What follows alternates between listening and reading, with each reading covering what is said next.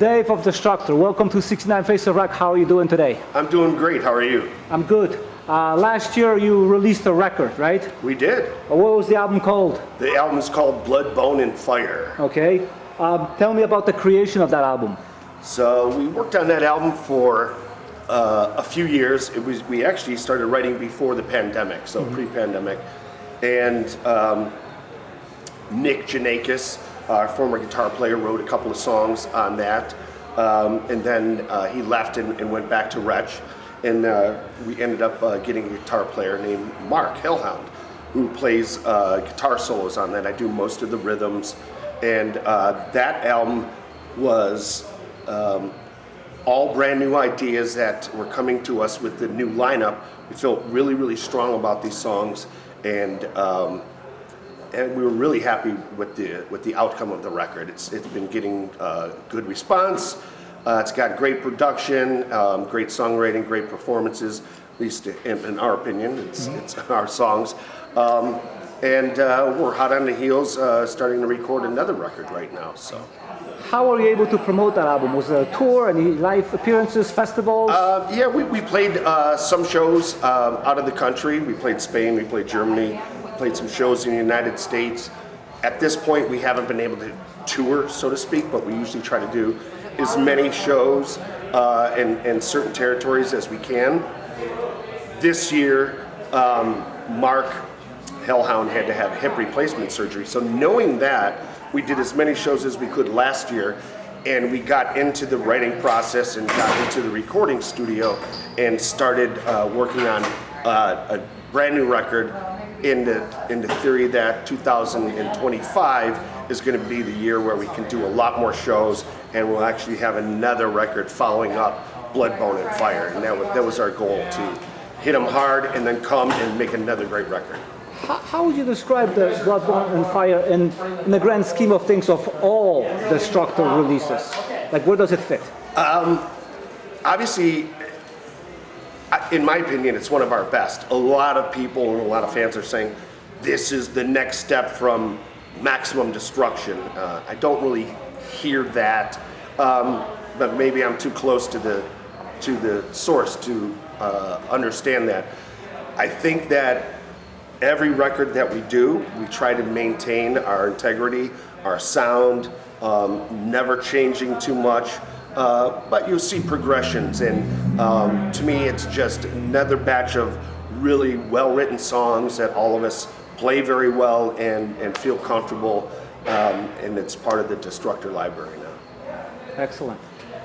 How would you describe like the entire Cleveland metal community? It seems like you guys help each other out a lot. I mean, you just mentioned Nick. Nick is an awesome guy. I met him with Ratch. Yeah. And there's a lot going on. There's a great scene out there. I mean, I love. There is. I love It's like a big family. Yeah. Is there competition?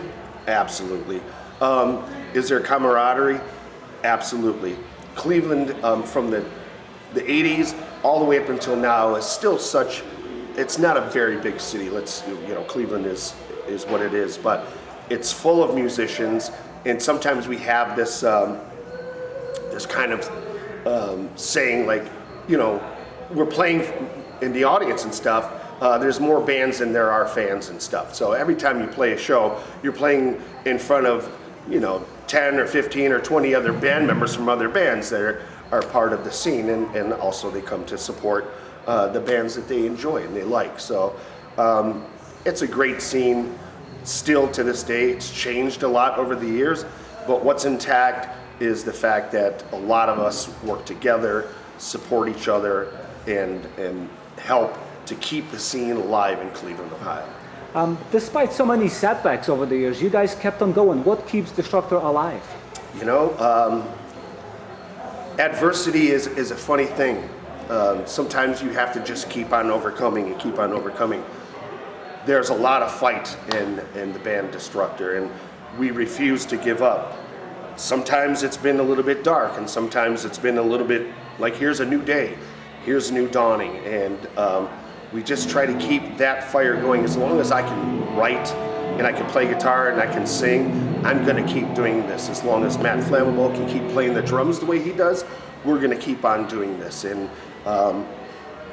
Hence, we're making another record, which if you love Blood, Bone, and Fire, this is going to be just as good as Blood, Bone, and Fire. And we don't want to get to the point where like, well, they're kind of going downhill now. As long as we can keep going and keep going strong, we have the desire, we have the talent, and we have the song ideas still coming. And we're very fortunate for that reason. It seems to me like you and Matt have a very special relationship going on that's been going on for many decades. Yes. How would you describe your dynamic with him?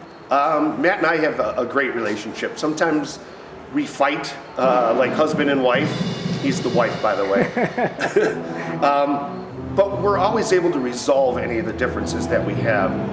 I have a lot of respect for Matt. Matt has a lot of respect for me.